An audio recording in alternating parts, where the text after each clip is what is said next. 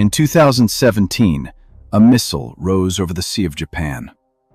For the first time in history, a nation smaller than the state of Pennsylvania could threaten the American mainland with a nuclear warhead.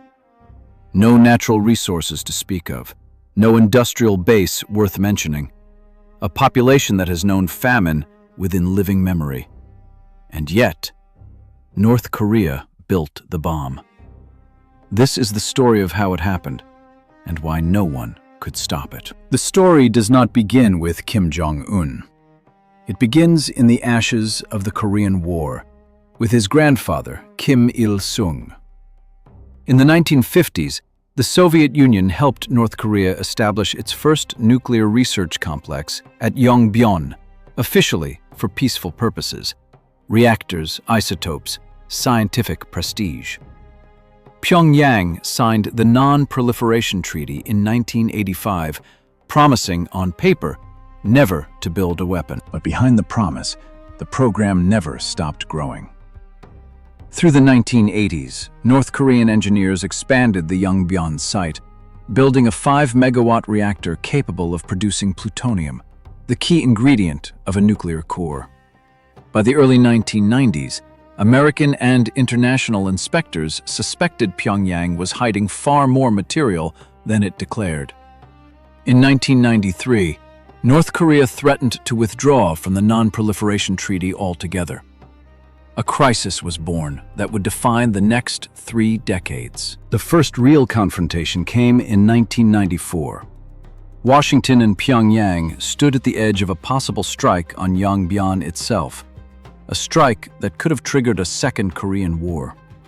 Instead, a deal was struck, the agreed framework.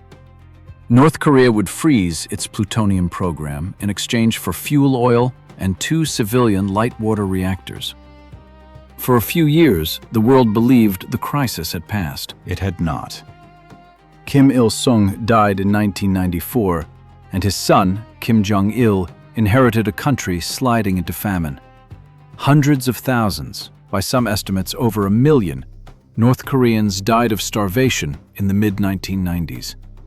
And yet, even as the population starved, the regime quietly kept a second, secret path alive: a uranium enrichment program, separate from the plutonium reactors the world was watching. In 2002, that secret came out. Confronted by American officials, North Korean representatives admitted the enrichment program existed. The agreed framework collapsed within months. By January 2003, North Korea had formally withdrawn from the Non-Proliferation Treaty, the only nation ever to do so. The path to a bomb was now open, and Pyongyang no longer pretended otherwise. 3 years later, on October the 9th, 2006, seismographs around the world picked up a tremor from a mountain in North Hamgyong province. North Korea had detonated its first nuclear device. The yield was small, likely under a kiloton, and some analysts even suspected a partial failure. But the message was unmistakable. North Korea was now, technically, a nuclear-armed state. The 6-party talks, the United States, China, Russia, Japan, and both Koreas, tried for years to reverse it. Disarmament for aid deals were signed, broken, and signed again. Nothing held. In 2009, North Korea tested a second device larger than the first. Kim Jong-il died in 2011, and power passed to his son, a man in his 20s the world knew almost nothing about: Kim Jong-un. Where his father had moved cautiously, Kim Jong-un moved fast. In 2013, a third nuclear test. Then, remarkably, 2 tests in a single year, January and September of 2016, each more powerful than the last. The September test alone was estimated at 10 kilotons, roughly the size of the bomb dropped on Hiroshima. Pyongyang was no longer testing to prove a concept. It was refining a weapon. Then came 2017, the year everything accelerated. In July, North Korea test-launched its first intercontinental ballistic missiles, the Hwasong 14, demonstrating for the first time a theoretical reach to Alaska and beyond. Analysts scrambled to recalculate. In September, North Korea conducted its sixth and largest nuclear test, an underground detonation so powerful, estimated at well over 100 kilotons, that it triggered a magnitude 6.3 earthquake and reportedly caused the mountain above the test site to partially collapse. North Korean state media claimed it was a hydrogen bomb, small enough to fit inside a missile warhead. Whether or not that exact claim was fully accurate, the direction of the program was now undeniable. Then, in November 2017, came the Hwasong 15, a missile North Korea claimed could reach anywhere on the American mainland.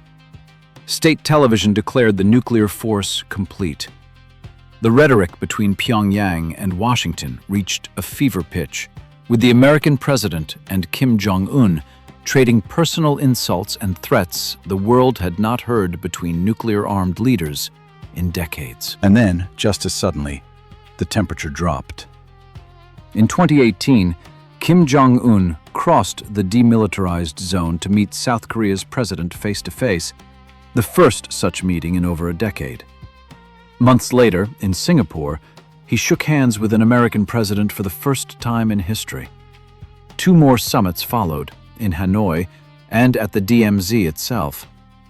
For a brief moment, denuclearization felt possible. It was not. The Hanoi summit in 2019 collapsed without an agreement. The two sides could not bridge the gap between the sanctions relief North Korea wanted and the disarmament steps the United States demanded. Talks stalled. No agreement was signed. No warhead was surrendered.